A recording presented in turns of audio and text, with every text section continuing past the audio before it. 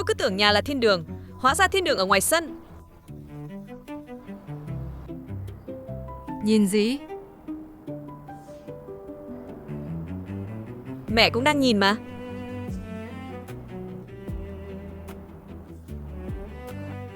Mẹ chỉ canh xem họ có nguy hiểm không thôi.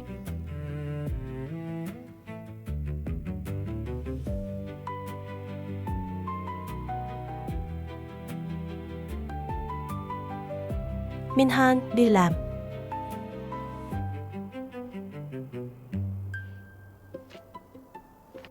Con đi đây. Đừng dừng lại. Trong thực chiến, chỉ dừng một lần là chết.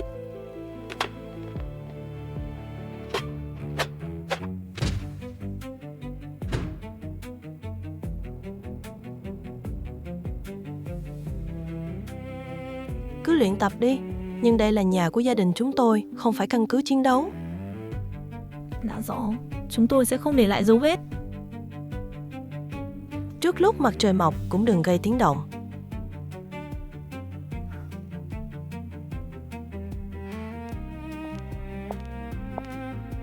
Lại từ đầu.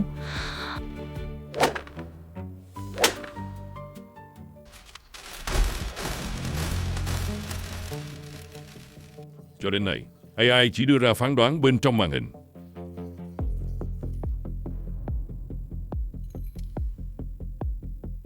Từ hôm nay, phán đoán ấy sẽ có một cơ thể.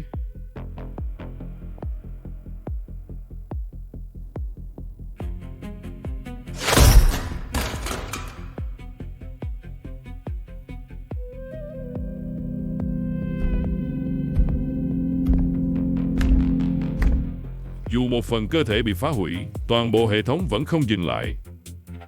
Trong chiến tranh, người chết không phải kẻ ra lệnh. Từ hôm nay, máy móc sẽ thay con người đứng trên chiến trường.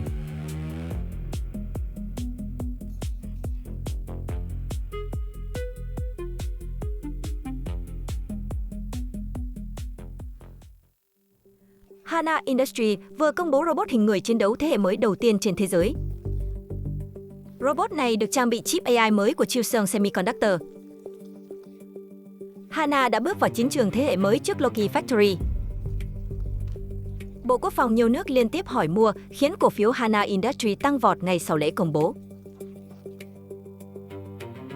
Chỉ 3 giờ sau khi công bố, 12 quốc gia đã gửi yêu cầu mua hàng. Một số nước còn định xem xét lại hợp đồng hiện có với Loki. Chỉ trong một ngày, chúng ta đã lay chuyển vị thế Loki gây dựng suốt nhiều năm. Giờ Victor cũng sẽ hành động.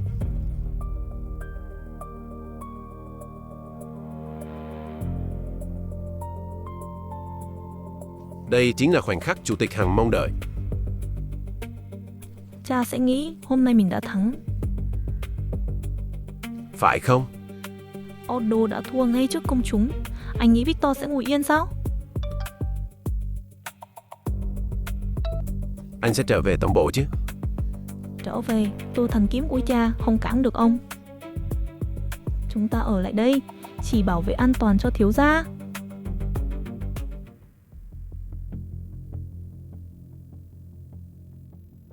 Không ngờ Hana lại công bố sớm đến vậy. Sản phẩm ra mắt sớm ít nhất nửa năm. Tôi không ngờ Hongsuri cũng cung cấp chip cho Hana. Một phần đơn hàng đã ký với Loki đang chuyển sang Hana.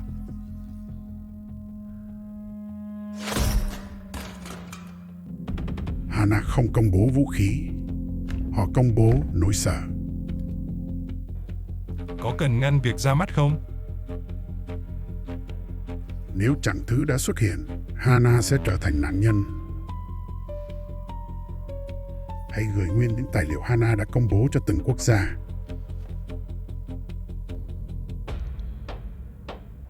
Người nhận sẽ tự quyết định nó có nguy hiểm hay không.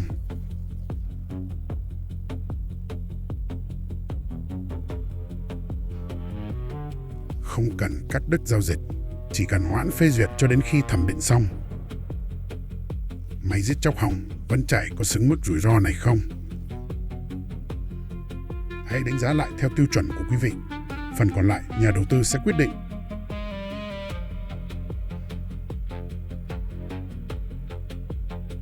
một cỗ máy giết chóc vẫn tiếp tục nhiệm vụ dù một phần cơ thể bị phá hủy. Chính Hana đã công bố những sự thật này. Độc giả sẽ tự quyết định cách hiểu.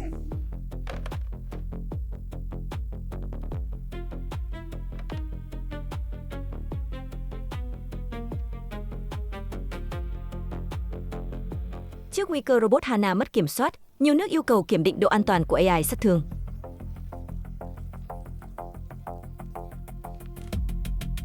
Nhập khẩu và hợp tác phát triển đều bị hoãn, giới tài chính cũng nâng mức rủi ro của Hana. Cổ phiếu Hana Industries đã lao dốc. Các nhà cung cấp linh kiện chủ chốt cũng bắt đầu xem xét lại việc cung ứng. Đối tác liên doanh châu Âu đã ngừng hợp tác phát triển. Ngân hàng chính đã hoãn các khoản vay bổ sung. Nguồn cung bộ truyền động chủ chốt cũng có thể bị cắt. Đến hôm qua, họ còn xếp hàng đòi bắt tay với chúng ta. Hôm qua Hana xin lời. Hôm nay sợ hãi và gạt Hana ra ngoài lại xin lời. Victor, Ordo đang siết cổ chủ tịch. Họ không cần bắn một phát nào.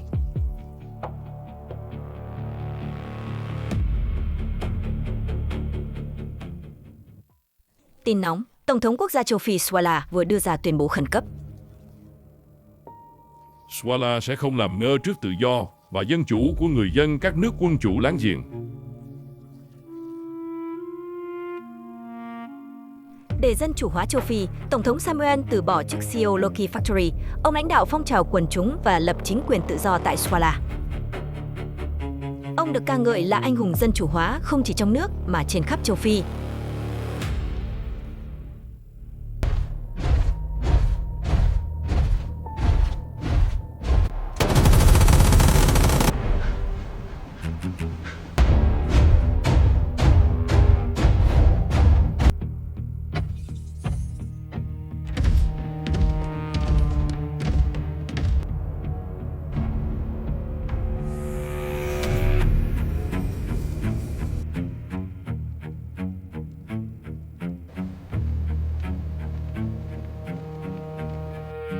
Vương quốc Kalomba sụp đổ trong chưa đầy một ngày.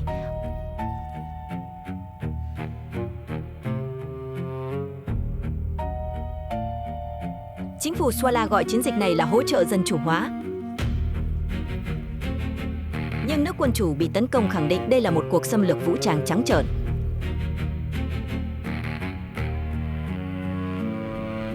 Ai dám chắc Swala sẽ không chọn chúng ta làm mục tiêu tiếp theo?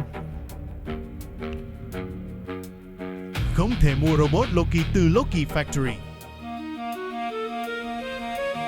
Chỉ Hana Industries công bố vũ khí tương tự.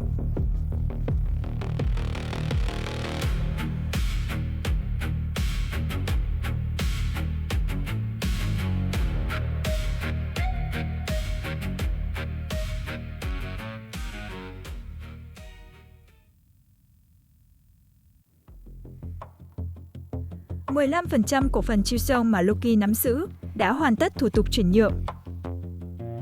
Khoan đã, tại đại hội cổ đông bất thường, bố chỉ chuyển quyền biểu quyết thôi mà. Lúc đó chỉ mượn phiếu thôi. Lần này Loki Factory ưu tiên đặt chip mới và dùng số cổ phần ấy để thanh toán. Loki chấp nhận điều kiện đó sao?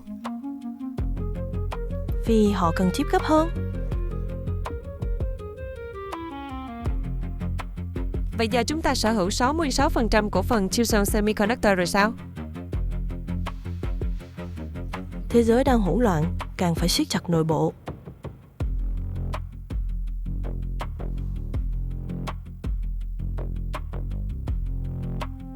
Victor không định hủy diệt Hana. Thế?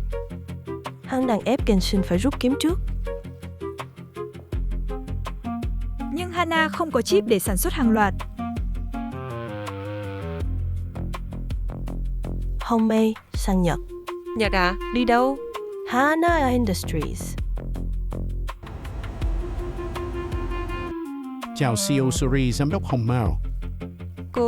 Lừa tôi rồi tấn công Chiêu Song, vậy mà còn trơ trẽn hỏi tôi có khỏe không? Thật bất ngờ khi Chuseong đích thân đến thăm Hana.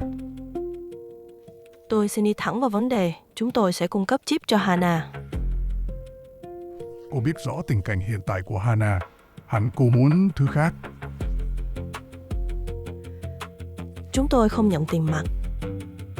Trong một tuần, chúng tôi sẽ cung cấp cho Hana gấp đôi lượng Loki Factory ưu tiên đặt mua. Điều kiện 29% cổ phần Hana Industries. Cô định xẻ thịt một công ty lúc nó đang gục ngã sao? Chúng tôi tính đúng theo giá cung cấp cho Loki và giá cổ phiếu Hana hiện tại. 29% là số cổ phần có thể đe dọa quyền kiểm soát công ty. Công ty phải sống thì mới còn quyền kiểm soát. Ngay cả trả thù cũng phải để công ty sống thì mới tiếp tục được chứ. 29% là quá nhiều. Vậy hãy mua bằng tiền mặt.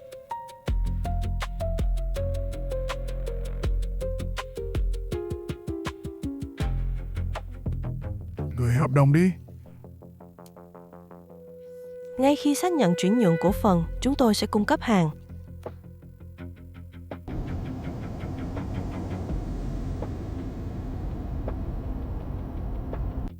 Đại sư tỷ, Hana thật sự sẽ phục hồi sao? Các nước quân chủ quanh Swala, họ chỉ có một lựa chọn.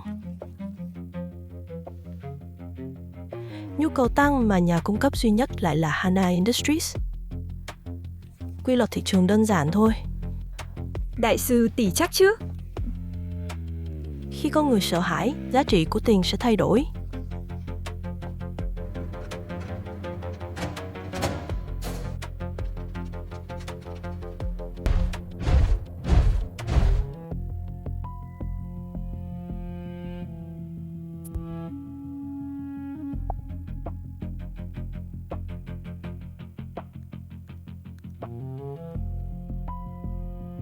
Năm nước quân chủ đồng thời gửi yêu cầu mua hàng. Hai nước sẽ gửi tiền đặt trước. Khi sự sống còn bị đe dọa, người ta tìm vũ khí trước khi nghĩ đến cấm vận. Cổ phiếu Hana Industries từng lao dốc vì phản ứng tiêu cực với robot chiến đấu, đã lập đỉnh lịch sử sau khi Kalumba sụp đổ và các nước láng giềng ồ ạt đặt mua. Cộng đồng quốc tế bày tỏ quan ngại sâu sắc về sự lan rộng của vũ khí robot hình người. Đại sư tỷ, 29% cổ phần ta nhận đã tăng giá gấp mấy lần. Chiêu Song đã trở thành một trong những cổ đông lớn nhất của Hana Industries. Đại sư tỷ, chị đã biết chiến tranh sẽ nổ ra sao? Tôi đâu biết sẽ có chiến tranh. Tôi chỉ biết ai nhìn thấy kiếm sẽ đi tìm kiếm trước. Vậy giờ chúng ta có thể dùng chip Chiêu Song để kiểm soát Loki và Hana sao? Chưa đến mức kiểm soát. Nhưng giờ chúng ta có thể chiến đấu trong điều kiện ngang bằng. Robot chiến đấu Hana và Loki đang đối đầu. Hai công ty sắp đối đầu. Hai vị nghĩ sao? Quy định sẽ được tuân thủ. Quy định toàn cầu cấm robot chiến đấu trang bị vũ khí dùng thuốc súng. Công ty vi phạm trước sẽ một mình đối mặt với dư luận và lệnh trừng phạt toàn cầu. Vì vậy Hana chọn katana, còn Loki chọn khiên và chùy làm vũ khí tiêu chuẩn. Tôi không nghĩ vậy. Quy định ấy được vội vàng lập ra sau khi robot chiến đấu xuất hiện. Không có cơ quan chuyên trách thi hành, cũng không có điều khoản trừng phạt tự động, tính ràng buộc rất yếu. Giới hạn ấy sẽ bị phá vỡ trong trận này sao? Cả hai công ty đều biết nguy cơ mất thị trường. Họ sẽ chỉ dùng vũ khí được cho phép. Không cần có súng, giới hạn ấy vẫn bị phá vỡ. Quy định chỉ ngang thuốc súng, không ngang máy móc quy định giết người hay quy mô triển khai. Dù vậy, giới hạn không bên nào dùng vũ khí thuốc súng trước vẫn còn. Nếu chiến tranh vẫn có thể bắt đầu khi giới hạn ấy được giữ, quy định đã thất bại. Sức mạnh quân sự và chuỗi cung ứng của hai công ty đang tăng nhanh hơn khả năng kiểm soát của cộng đồng quốc tế. Ngay cả các nước phải thi hành trừng phạt cũng đã phụ thuộc vào mạng lưới sản xuất và quốc phòng của Loki. Sau trận chiến này, một đạo luật mới sẽ ra đời. Bởi mọi người sẽ thấy quy định hôm nay không thể ngăn chiến tranh hôm nay.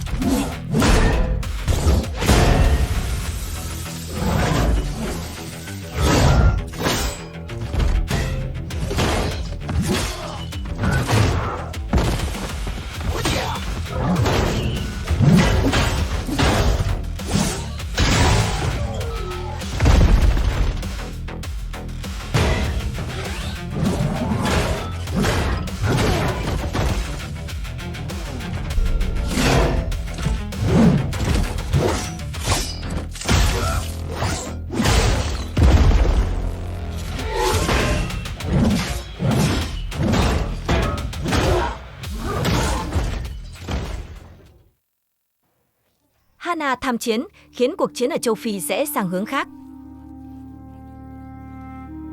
Chiến trường giờ là cuộc đối đầu, một bên là Loki của Swala, bên kia là Hana do các nước quân chủ triển khai.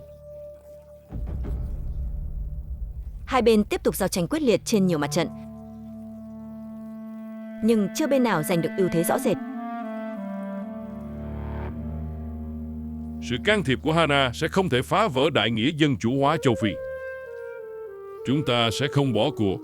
Vì tự do và dân chủ, chúng ta sẽ chiến đấu đến cùng.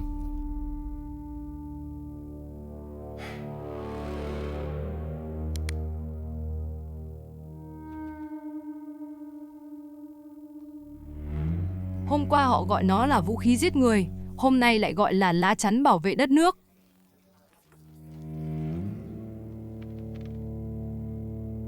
Vì giờ họ cần nó. Cần sao? Ở thời đại của chúng ta, công lý không thuộc về con người. Khi lòng tham chạm trời, mưa lớn đáp lời và hạn hán đòi giá, vua không tránh được mưa, kẻ ăn xin cũng không chịu hạn hán nhiều hơn. Công lý đứng trên con người, vì vậy nó không thay đổi. Giờ đây, công lý tổ chức họp báo. Họ nói về dân chủ rồi vượt biên giới. Lời khẳng định mọi người đều có quyền lực, đó là chiếc mặt nạ giả dối của dân chủ. Chiếc mặt nạ ấy đã rơi. Kẻ có sức mạnh trở thành công lý. Bộ mặt thật của dân chủ đã lộ ra. Người dân chưa từng một lần thực sự làm chủ đất nước. Con nói đã thấy bộ mặt thật ấy, vậy sao còn nhúng tay vào cuộc chơi? Vì lưỡi kiếm không biến mất. Dù một người đặt xuống, một bàn tay khác cũng sẽ nhặt lên. Nếu con nắm sức mạnh ấy, con sẽ là người quyết định công lý tiếp theo. Yuri, con có thể dùng sức mạnh ấy một cách công chính không? Không, con không tin mình dùng nó công chính. Vì vậy con sẽ không ngồi vào vị trí định nghĩa công lý. Con cũng không muốn dùng sức mạnh cai trị ai. Dù là Loki hay Hana, khoảnh khắc một bên trở thành công lý, mũi kiếm ấy rồi sẽ chĩa vào người nhà của con. Vì vậy, con chỉ không thể trao toàn bộ sức mạnh ấy cho bất cứ bên nào. Vậy con định khiến họ phải xin phép con sao? Nếu lưỡi kiếm ấy chạm đến cổ người của con, vâng, họ phải xin phép con trước. Ngay cả bàn tay không tự nhận là công lý, nếu cầm kiếm quá lâu, nó cũng sẽ đóng vai công lý.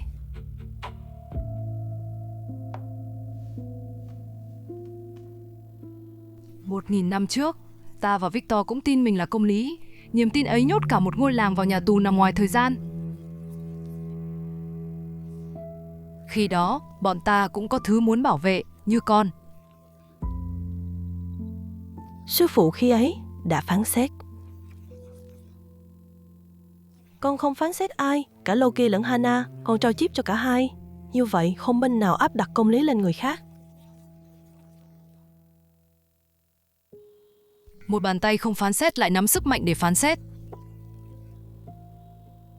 Ban đầu, cả Loki lẫn Hana đều đi đến hôm nay bằng cách bảo vệ điều mình trân trọng. Trong thế giới này, sức mạnh là công lý. Ai dám chắc con sẽ không trở thành công lý? Con không thể chắc, sức mạnh vốn là như vậy. Nhưng có một điều sẽ không thay đổi. Con chưa từng nói sẽ cứu thế giới, cũng chưa từng nói sẽ trở thành công lý. Con đã nói sẽ bảo vệ Chiêu Sơn và người của con. Lời ấy sẽ không thay đổi. Nếu ngày đó đến, chẳng phải vì vậy mà sư phụ ở đây sao?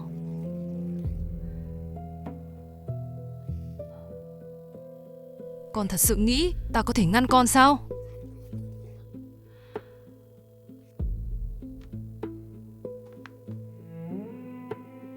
Không lời nào con nói là sai. Đó là điều bà già này sợ nhất.